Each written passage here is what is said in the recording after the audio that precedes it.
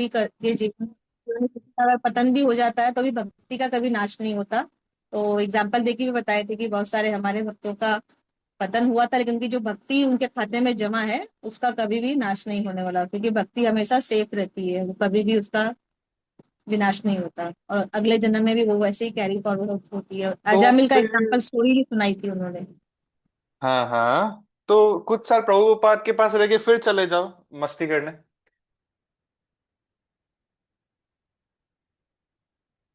ऐसे मतलब नहीं उसमें होता। क्यों?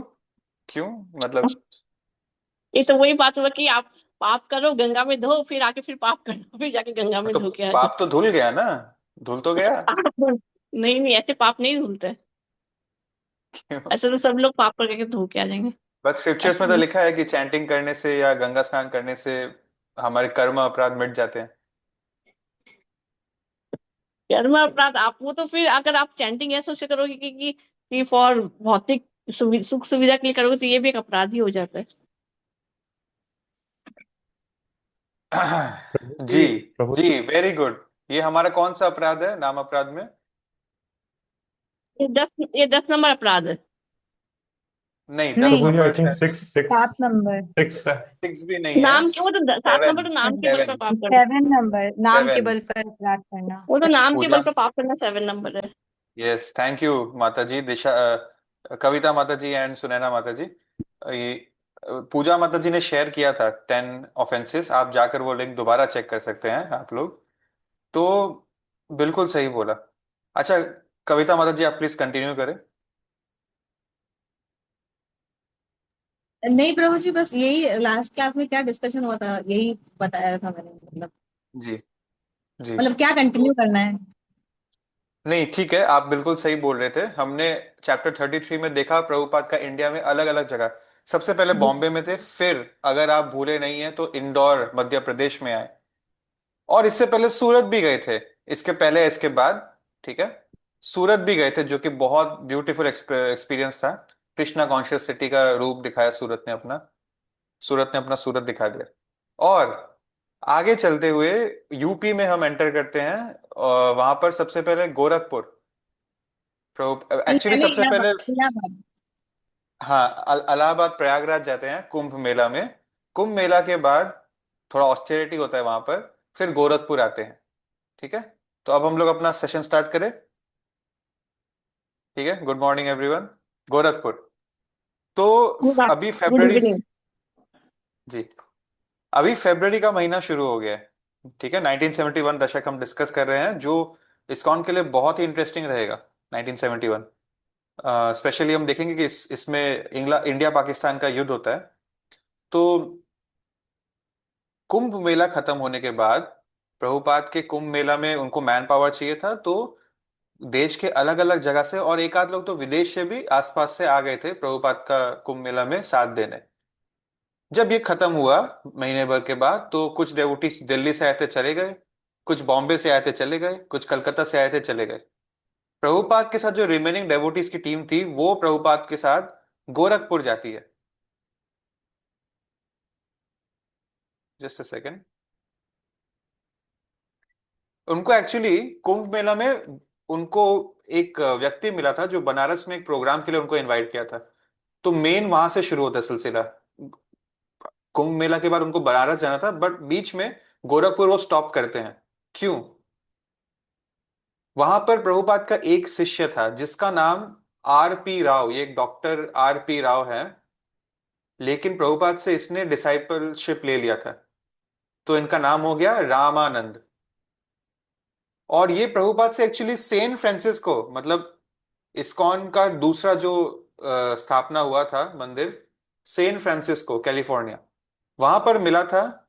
इनिशिएशन ले लिया था 4 साल पहले ही, लेकिन उसके बाद ये वापस इंडिया आकर अपनी फैमिली के साथ रह रहा था, और यहाँ पर केमिस्ट्री का टीचर था गोरखपुर यूनिवर्सिटी में।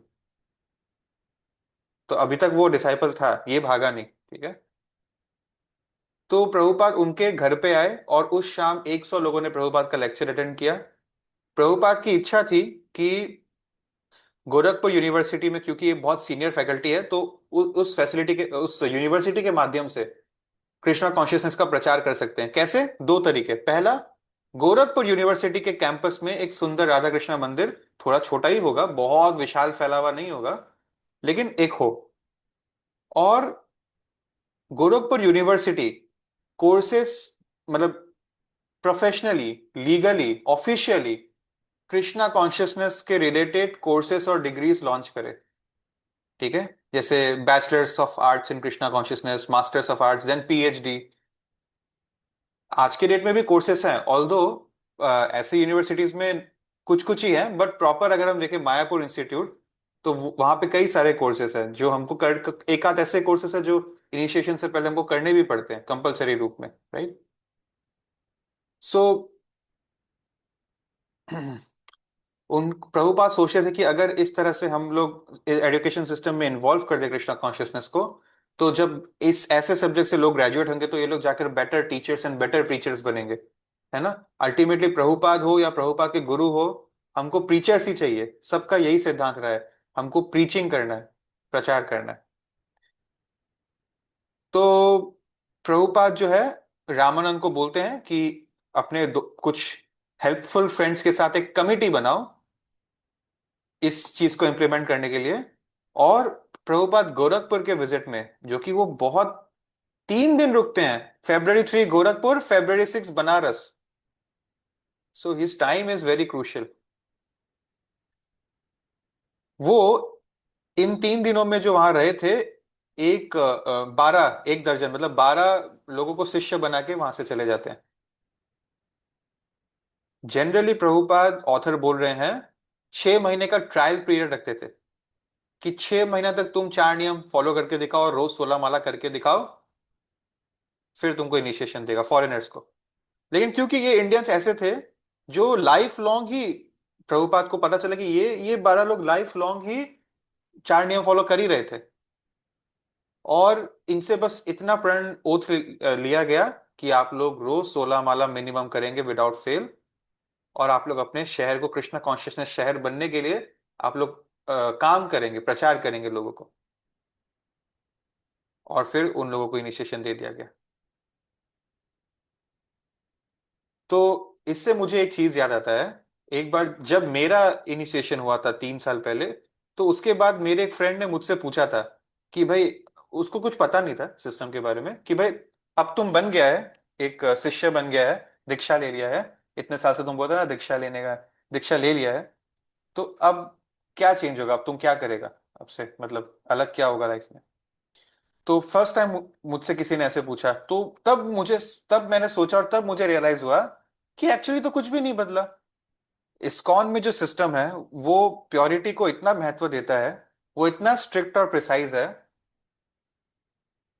कि आपको इनिशिएशन के बाद जो करना तो वो आपको पहले से ही करने को दिया जाता है। जैसे कि यहां पर जो 6 मंथ ट्रायल पीरियड लिखा था, actually after you take initiation you are suppose to chant 16 rounds daily, because now you have a guru, right, officially. But in ISKCON we are asked to do it sometime, start from sometime before only, ताकि हमारा परीक्षा लिया जा सके कि हम लोग इस चीज में हम लोग अपना कमिटमेंट दे पा रहे हैं कि नहीं दे पा रहे हैं, तो हाँ इसका इनिशिएशन हो सकता है। वरना वो गुरु को टॉर्चर करेगा, और क्या, गुरु को प्रति अपराध करेगा। अगर एक बिगड़ा हुआ बेटा होता है तो वो अपने पिता को परेशान ही कर सकता है बस, है ना। सो एक्चुअली कुछ नहीं बदलता है अगर आप सोचकर देखें, क्योंकि पहले से ही आपको 16 माला करना होता है, पहले से ही आपको शास्त्र पढ़ता है, क्योंकि बिफोर इनिशिएशन आपका एग्जाम, ओरल या रिटर्न या इंटरव्यू एग्जाम लिया जाता है, एंड ऑल दिस थिंग्स, जो भी फॉर्मेलिटीज होती है, आप 4 नियम फॉलो कर रहे हैं कि नहीं, आपके जो भी लोकल एडमिनिस्ट्रेशन है उनसे पूछा जाता है, उनसे आपका रिकमेंडेशन लिया जाता है।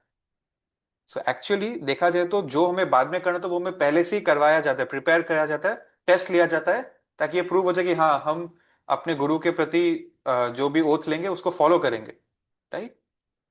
So that is one thing. चलिए हम आगे बढ़ते हैं, गोरखपुर से अब निकलकर हम बनारस चलते हैं। Gorakhpur is almost near to my home town बोल सकते हैं, बट अब हम आते हैं बनारस।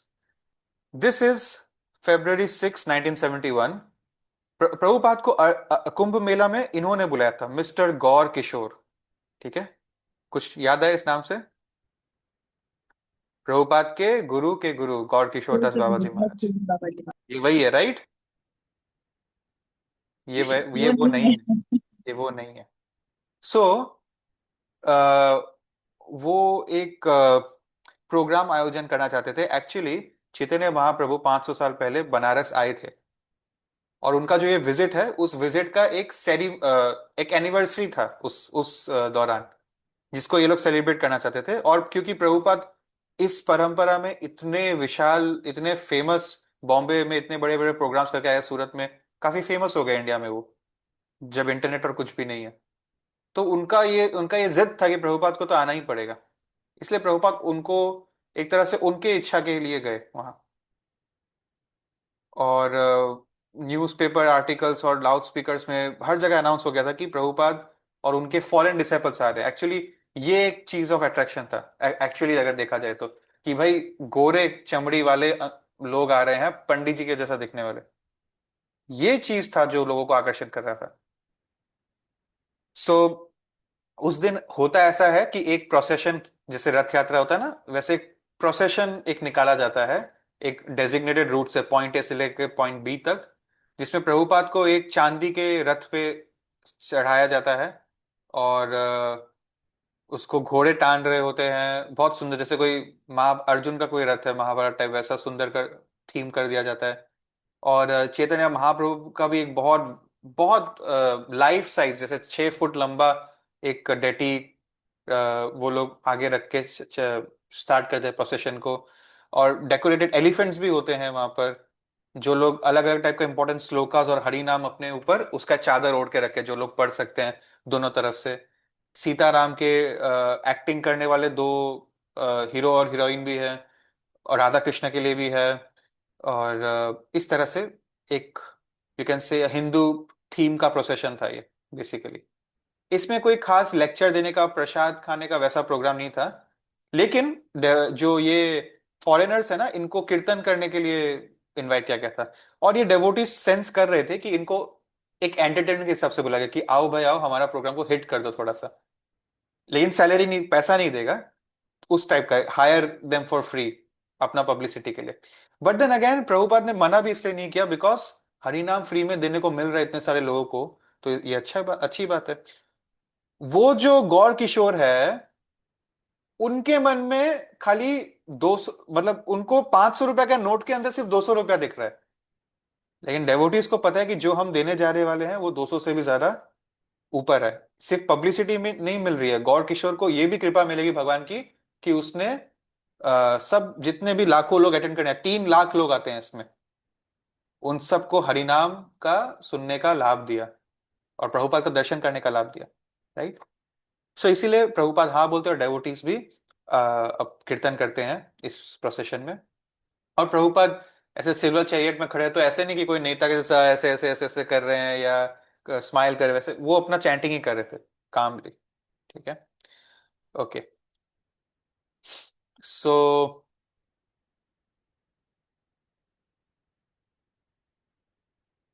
यहाँ पर एक स्टूडेंट है बनारस यूनिवर्सिटी का। अभी हम उस समय गोरखपुर यूनिवर्सिटी की बात कर रहे थे, अब हम बनारस यूनिवर्सिटी की बात कर रहे हैं। वो प्रभुपाद से कुंभ मेला में मिल गया था जब वो घूमने गया था, और अब प्रभुपाद उसके शहर है तो दोबारा मिलता है। वो यंग लड़का है, उनका पिता डेवोटी था। उनका पिता बोला कि प्रभुपाद का दर्शन लेने जा रहे हो तो कुछ खाली हाथ मत जाओ, ये देखो चैतन्य महाप्रभु का एक बायोग्राफी है, ये जाकर उनको गिफ्ट दे देना, अर्पण करना उनको। तो जब प्रभुपाद उनसे मिलते हैं और वो अर्पण करता है, तो प्रभुपाद बोलते हैं कि वाह, तुम्हारे पिता तो एक भक्त है, तो तुम क्यों नहीं दीक्षा ले लेते हो मुझसे। मतलब इमेजिन करिए उस लड़के का भाग्य कैसा है। प्रभुपाद सामने से आके बोलते कि मुझसे इनिशिएशन ले लो। और लड़का थोड़ा हेजिटेंट होता है। हाँ, प्रभुपाद के साथ गार्डन पे वॉक चल रहा होता है, तो उस समय, so actually if you see Prabhupada walks a lot, that is why at this age after heart attacks he used to eat so many oily things also, at the same time was so healthy. Many morning walks, उनके बहुत सारे lectures morning walk में record हो गए। So used to walk a lot, and this was also done by Mahatma Gandhi. ठीक है। Anyway, सो वो लड़का हेसिडेंट है, और प्रभुपाद बोलते हैं कि तुम्हारे पिता से तुमको पिता का एक इंप्रेशन होता है ना बच्चे पे, माता पिता का, तुमको वो भक्ति का एक बीज मिल ही गया है, तो उस बीज को तुम जो बोया हुआ है उसको उगने दो, उस पेड़ को, उस भक्ति को। तो वो लड़का बोलता है कि लेकिन मैं अपना चूल कैसे शेव कर सकता हूँ, मैं तो स्टूडेंट हूँ ना, थोड़ा अजीब लगेगा, शर्म आएगी। तो प्रभुपाद ने बोला कि नहीं, ये कस्टम है, आपका जब इनिशिएशन होता है उस दिन आप उसको शेव कर लो, लेकिन उसके बाद से आप शॉर्ट हेयर रख सकते हो, उसमें कोई प्रॉब्लम नहीं है। फिर दूसरा बात वो लड़का बोलता है, but how can I wear tilak, they will laugh at me. ठीक है। सो प्रभुपाद बोलते हैं कि don't fear criticism, you should become a soldier of Krishna. जैसे सरकार अपने सबसे बहादुर जवानों को, उनको उनका सम्मान करती है ना, उनको ऑनर्स देती है, कृष्ण भी अपने उन भक्तों को ऑनर देंगे, मतलब उनको जो भी चाहिए रिवार्ड देंगे, जो उनके लिए, कृष्ण के लिए डिफिकल्टी और क्रिटिसिज्म को एक्सेप्ट करता है। ठीक है। और भी चर्चा होती है इस सून टू बी डिसाइपल का प्रभुपाद के साथ, जिसको हम लोग कल देखेंगे। ठीक है। सो इसी पॉइंट पे हम अपना सेशन को स्टॉप करते हैं। पुरुषोत्तम माह स्टार्ट हो गया है, हम सब, आप सबके कोऑपरेशन की वजह से हम बड़े हम, हमारे ऊपर बहुत कृपा हुई है भगवान की कि हम हर रात प्रभुपाद लीलामृत डिस्कस कर रहे हैं। हो सकता है आप में से कुछ लोगों को नहीं मालूम हो पुरुषोत्तम मास क्या है। आने वाले कुछ दिनों में एक छोटा सा सेशन हम करने का प्लान कर रहे हैं, जिसमें हम पुरुषोत्तम मास के बारे में बहुत अच्छे से ओपन सेशन रखेंगे, सबको इनवाइट किया जाएगा, उनको हम समझाएंगे शाम के समय। ठीक है।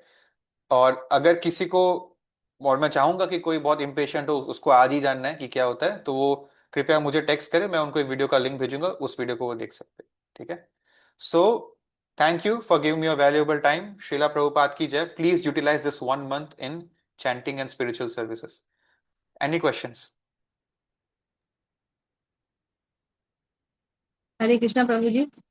मेरा एक प्रश्न है, लेकिन आज की क्लास से रिलेटेड नहीं है, थोड़ा अलग है। मतलब कल हमने एक मूवी देखी, कृष्ण अवतारम, भगवान की मूवी है। फिल्म तो बहुत ज्यादा अच्छी बनी है। उसमें क्या अच्छा लगा पहले मैं ये बताती हूँ, फिर एक उससे एक प्रश्न है, फिर मैं वो आपसे पूछूंगी।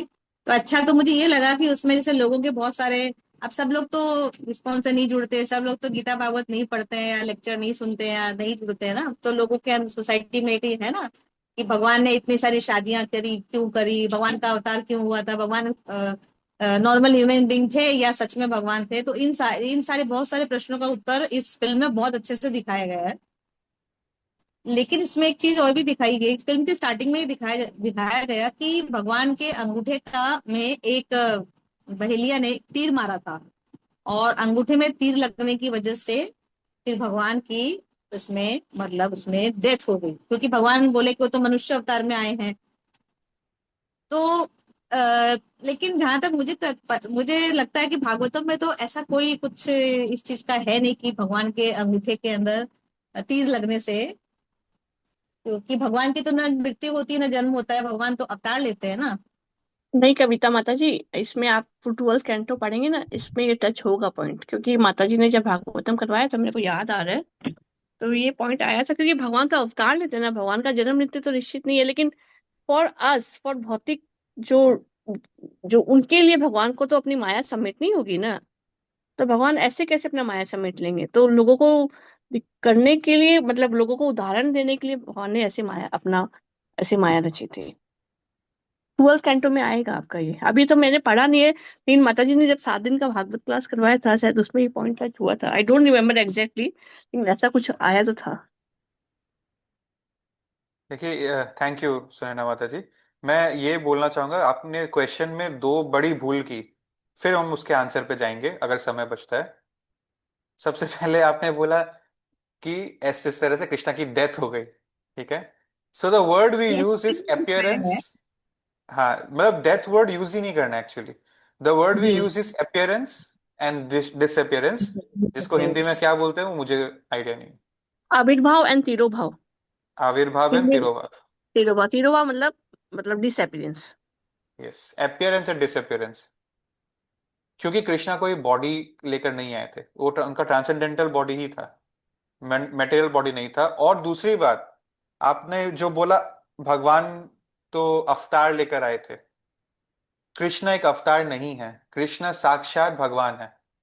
बाकी कृष्ण इज, आपने जैसे बोला कि कृष्ण मनुष्य का अवतार लेकर आए थे, मनुष्य का अवतार कृष्ण लेकर आए थे उसको राम बोलते हैं। कृष्ण जब आए थे वो स्वयं आए थे। स्वयं आए थे। ठीक है। ये कृष्ण हाँ, तो मतलब ये कृष्णा इज अवतारी, कृष्ण चैतन्य प्रभु साक्षात मतलब अवतारी बोलेंगे, बाकी सबको अवतार बोला जाएगा। जी जी राइट। सो भगवान का डिसअपियरेंस हुआ था ऐसे बोल सकते हैं ना, ये कृष्ण एक अवतार लेकर आए हैं, ना उनका डेथ हो सकता है।